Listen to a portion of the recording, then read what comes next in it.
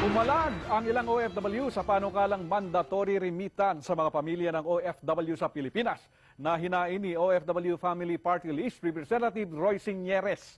Hindi raw ito makatarungan. May balitang idali si Chris Lavinia. Malaking bagay sa ekonomiya ng Pilipinas ang remittance ng mga OFW sa kanilang pamilya. At dito ay may pagmamalaki dahil kusa nila itong ipinapadala. Pero kung sapilitang ipapagawa ito sa mga OFW, ano na kaya ang pakiramdam nila?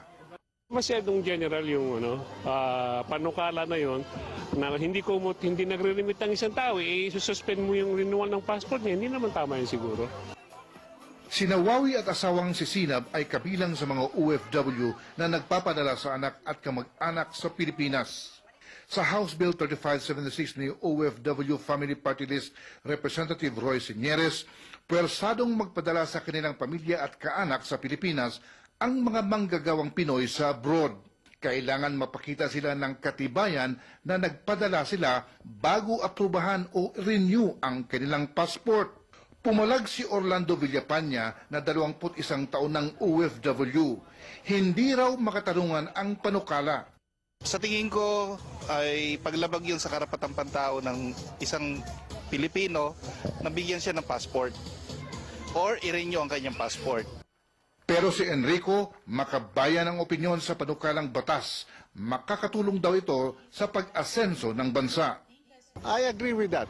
Kasi first of all, tayong mga OFWs will be instrumental to the progress of our country through the remittances which we are sending to the Philippines.